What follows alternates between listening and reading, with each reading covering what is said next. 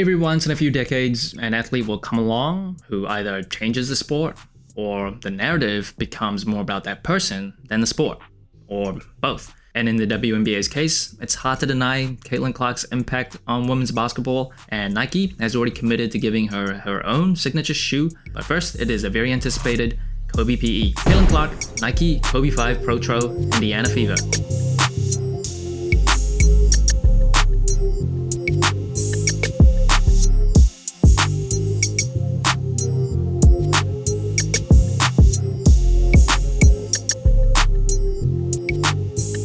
This shoe dropped on June 30th for $190. She does have another one coming up, the blue, ice blue type of Kobe 6. That is a very nice colorway. First impressions of this shoe, really like it. I really like it.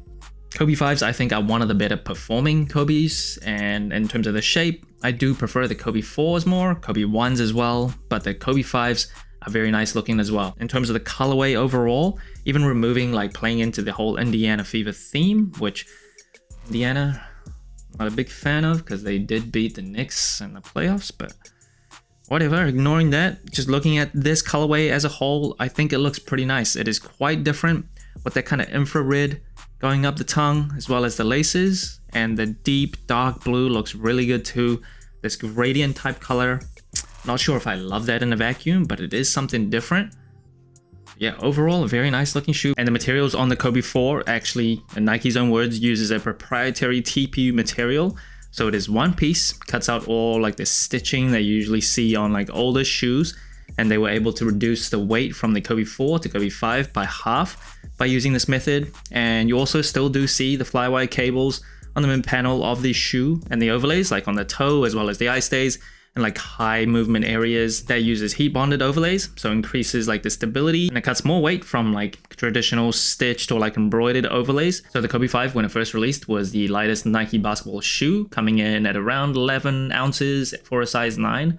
Personally, for me, I wear a size 9.5 in men's. It was about 13 ounces, so a little bit heavier, but Kobe Bryant was famously known for being obsessed with shaving as much weight as possible. So the Kobe 5 really was a milestone at the time, lower than the Kobe 4 and even lighter. And on these overlays, you do see the snake scales, of course, playing into the Black Mamba theme, and the swoosh itself that is just printed. It is nothing fancy. It is not stitched or embroidered. Again, more weight savings. And you do see on the toe as well as the mid panel here that is this shiny aesthetic, almost like patent leather. And the ankle collar here, it is just textile material wrapping around to the booty of the shoe. You get Indiana Fever colors, kind of a gradient color here with Kobe Bryant's signature, as well as 5 dots. That obviously stands for Kobe 5. And then moving up the tongue, you get this mesh tongue leading up to the Black Mamba logo. That is inspired by Kill Bill. So that is supposed to represent a sword in a sheath. Kobe Bryant did get his nickname from Kill Bill, the main protagonist. Her assassin name was Black Mamba. But I have to say, I feel like Kobe did completely hijack that nickname.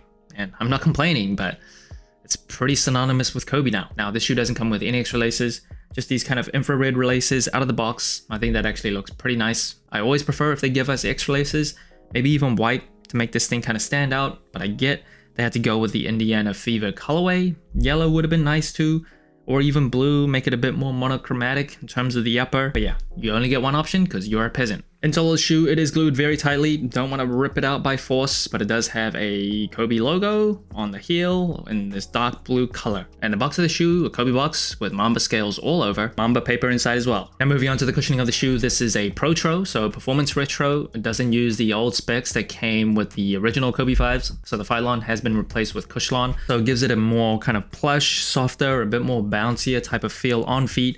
A lot of Phylon can come pretty firm, pretty stiff, and pretty dense, especially right out the box. And this does use a Zoom Turbo unit in the forefoot, so it's a large Zoom bag. The original Kobe 5s had a Zoom Air in the heel, as well as a smaller one in the forefoot. This Protro version actually gets rid of the one in the heel. I do prefer if they just kept that in. I don't feel like the Zoom Turbo that much in terms of overall responsiveness. So that's one complaint that I have here. Not sure why they really wanted to take this out, but overall cushioning wise, it does feel pretty decent. And I do think if I had to choose, this is an upgrade over the original Kobe 5 cushioning. And in terms of the outsole of the shoe, this also has been updated. So you see more patterns compared to the original traction that increases the friction. And the pattern here that is supposed to represent like EKG patterns on a heart machine. And apparently the story goes, Kobe Bryant, in a meeting with the designer of the shoe, Eric Avar, handed him a piece of paper that said heart on it. And that became kind of the theme of the shoe. Another place where you'll see heart is on this Mamba code at the top of the toe box here. Now, starting from the Kobe 6s, people actually came up with like a decipher or code breaker for the Mamba code. For Kobe 5s, can't really use that. It doesn't really make sense.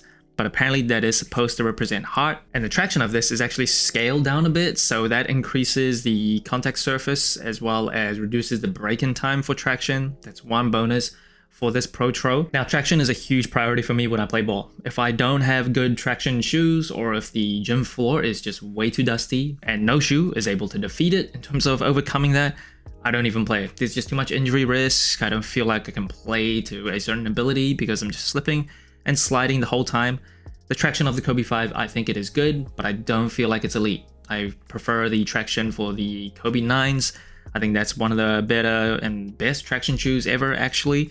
EQLZ 24/7, really love that as well. This on a well-maintained gym, you won't have any problems, but on a slightly dustier and not so well-maintained gym, yeah, I think there are better options. In terms of outdoor play, this rubber, I don't think it's like the thickest and strongest. And honestly, for a Kobe Bryant shoe, it is $190.